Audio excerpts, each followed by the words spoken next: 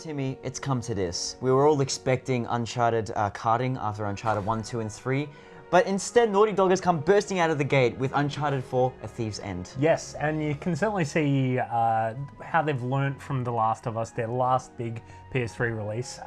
And it's been a while since we've had a Naughty Dog game. We have, and especially in the Uncharted sense as well, it's been 5 years since the last game, and we never thought that we'd actually see a return to form for Nathan Drake himself, because he was obviously jumped into retirement, married his sweetheart Elena after all those years adventuring with each other, and things seemed pretty sweet until his brother Sam gets in a bit of trouble. Yes, and that's where the game starts off, and it does a really good job of telling this story of him dealing with the normal life, how he's gone from this life of adventure to one that's a bit more mild and not as exciting. And a lot of monotony as well. And then jumping back into it, just getting a feel for things again and searching for Avery's treasure.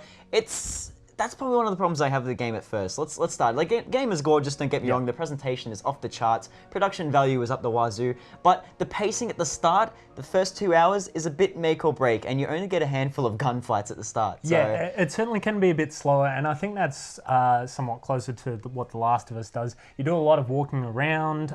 There is a little bit of platforming to begin with, but then it starts to ramp up, a lot more gunfights, a lot more action sequences, and certainly the platforming itself.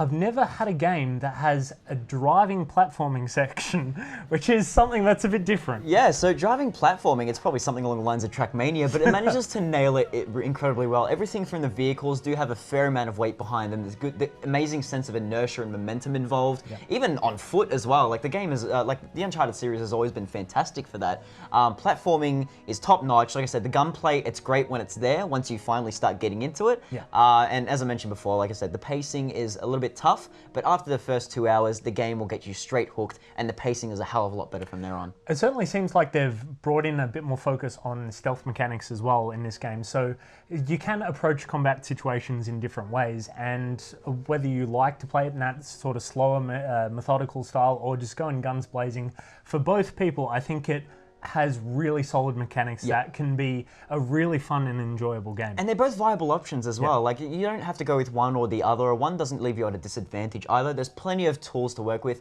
The level design is actually a lot more kind of free-flowing and a lot better. The environments are a lot more larger, there's a lot more tall grass and cover to work with. So going on either viable option, or just kind of mixing and matching if you like to, like I do, is fantastic, and it's just so easy to do. Yes, and Naughty Dog games, I think we always look for a solid story, and this game certainly has one, has lots of varied environments, cool places to go to, the game is gorgeous. The banter is brilliant as well. It's fantastic, I love it. Yeah, so I'm gonna have to go with that. Uncharted 4, still fantastic. Pacing might get you at the start, like I said before, it is all worth it in the end.